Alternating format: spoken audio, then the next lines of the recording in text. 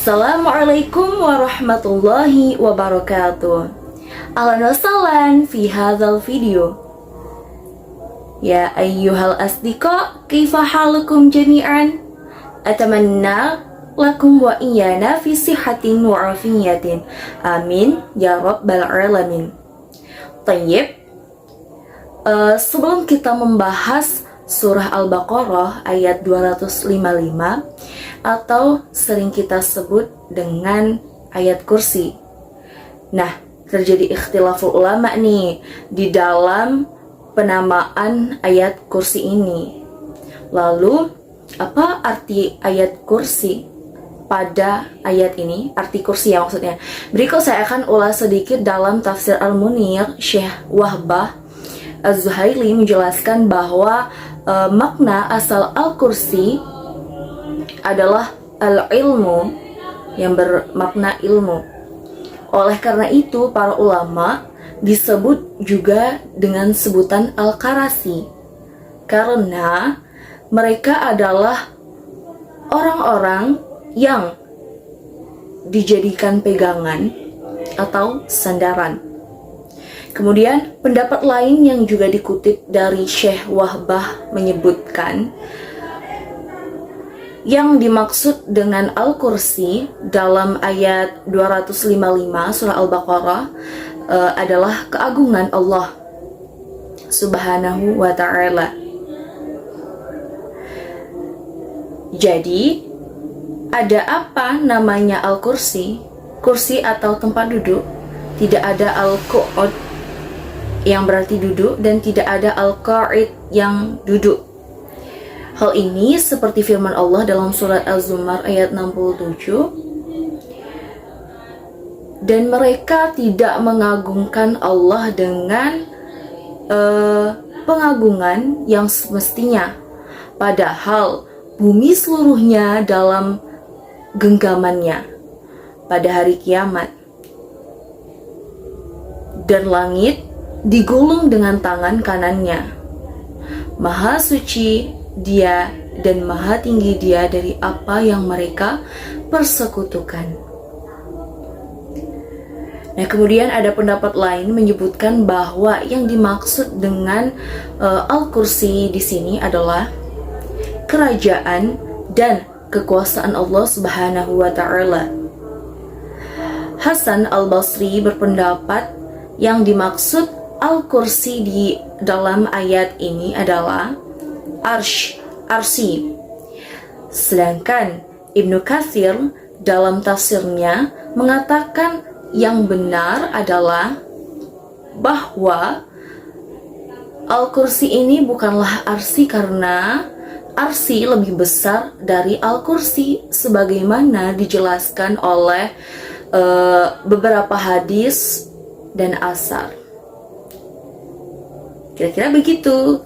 Berikut bunyi ayat kursi ini. Mari kita baca dengan mata tertutup.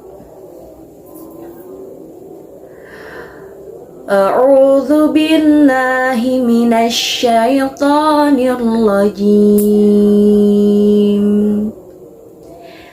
Bismillahirrahmanirrahim. Allahu la ilaha illa huwal hayyul qayyum. La ta'khudhuhu sinatun wa la nawm. Lahu ma fis samawati wa ma fil ardh. Man dzalladzi yashfa'u indahu illa bi'idhnihi. Ya'lamu ma بين أيديهم وما خلفهم ولا يحيطون بشيء من علمه إلا بما شاء وسع كرسيه السماوات والأرض ولا يؤوده حفظهما وهو العلي العظيم Sadaqallahul azim. Artinya, Allah tidak ada Tuhan selain Dia yang maha hidup, yang terus-menerus mengurus makhluknya, tidak mengantuk dan tidak tidur. Miliknya apa yang ada di langit dan yang ada di bumi. Tidak ada yang dapat memberi syafaat di sisinya tanpa izinnya. Dia mengetahui apa yang di hadapan mereka dan apa yang di belakang mereka. Dan mereka tidak mengetahui sesuatu apapun tentang ilmunya, melainkan apa yang dikehendaki. Kursinya meliputi langit dan bumi. Dan Dia tidak merasa berat memelihara keduanya. Dan Dia maha tinggi, maha besar.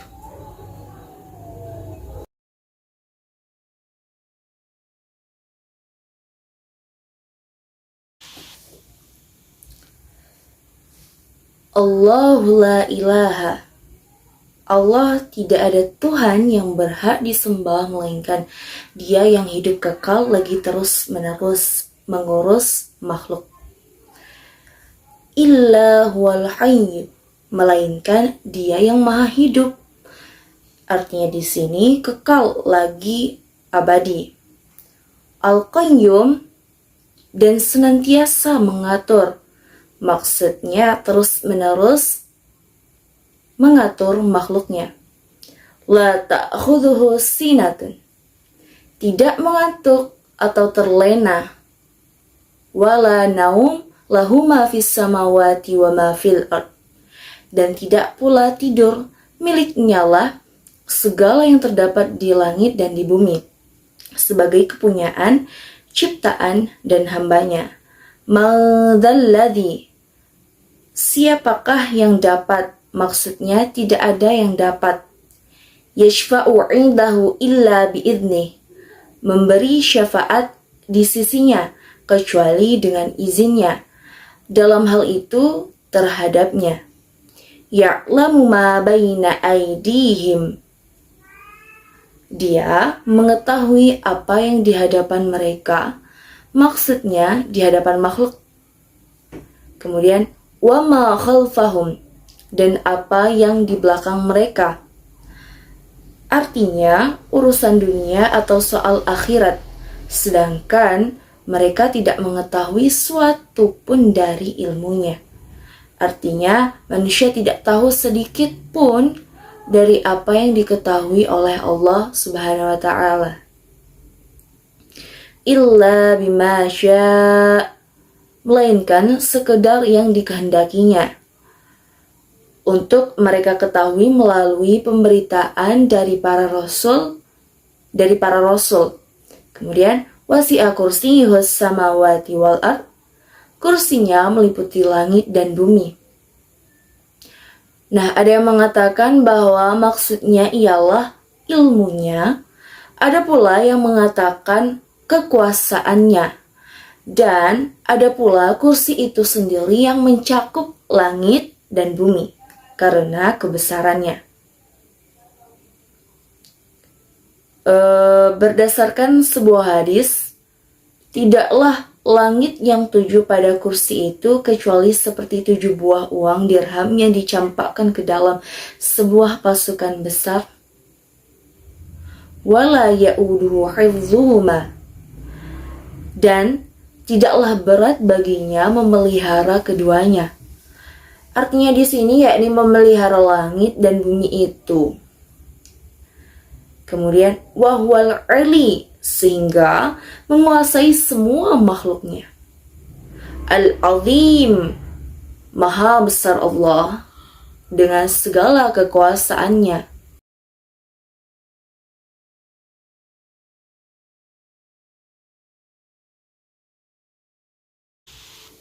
Tafsir keseluruhan atau isi kandungan dalam ayat ini yakni Allah, tidak ada Tuhan yang pantas disembah dan Tuhan selain Dia, yang maha hidup, kekal, dan memiliki semua makna kehidupan yang sempurna, yang terus-menerus mengurus makhluknya.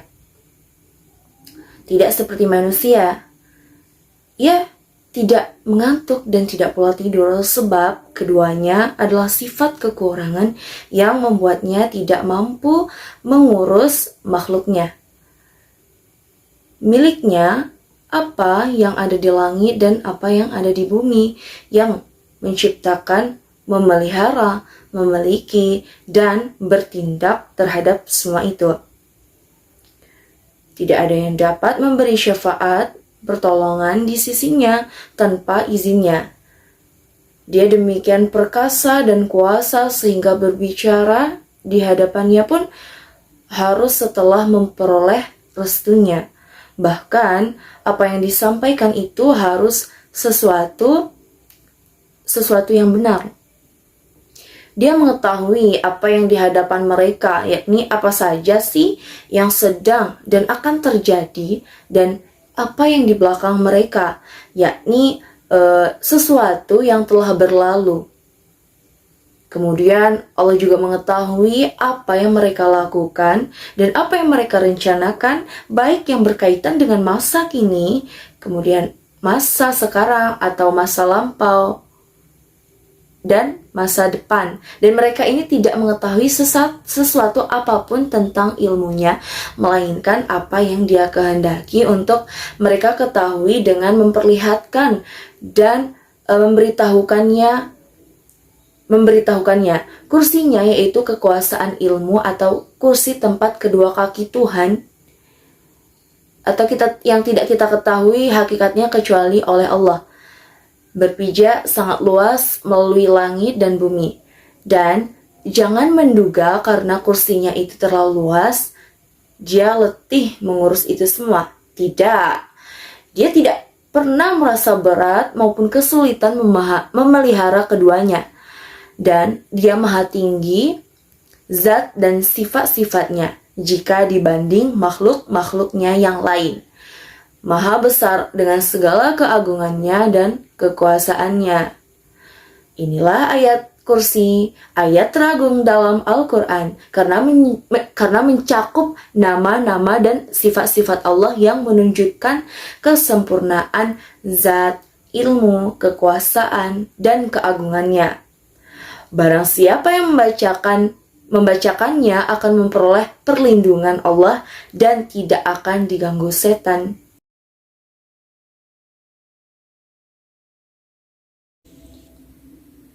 Kita tadi sudah membahas tentang makna kursi pada ayat ini, lalu membacakan ayat dan artinya, dan menjelaskan isi yang terkandung di dalamnya. Nah, kali ini yang akan kita bahas adalah keutamaan ayat kursi. Mungkin banyak ya keutamaannya, tetapi di sini saya akan menjelaskan 5 saja. Yang pertama, Allah Subhanahu wa Ta'ala akan menyucikan orang yang membaca surah Al-Baqarah. Dalam tauhid uluhiyah, ububiyah, dan rububiyah, ayat 255 dari surah Al-Baqarah ini merupakan ayat untuk menyucikan Allah Subhanahu wa Ta'ala. Jadi bagi siapapun yang mengamalkannya, maka Allah Subhanahu wa Ta'ala juga akan menyucikan mereka. Sebagaimana dalam sabda Rasulullah Sallallahu Alaihi Wasallam, demi zat yang jiwaku ada dalam genggamannya, sesungguhnya ayat kursi ini mempunyai 1 lidah dan 2 bibir. Para malaikat yang menjaga arsy senantiasa menyucikannya. Hadis riwayat At-Tirmizi. Yang kedua, memperdalam ilmu tauhid. Dalam surah Al-Baqarah ayat 255 sangat padat dengan kalimat tauhid, la ilaha illahu huwa, yang membuat siapapun yang gemar membacanya maka sama artinya dengan memperdalam ilmu tauhid. Sedangkan kalimat tauhid sendiri merupakan jaminan untuk masuk surga.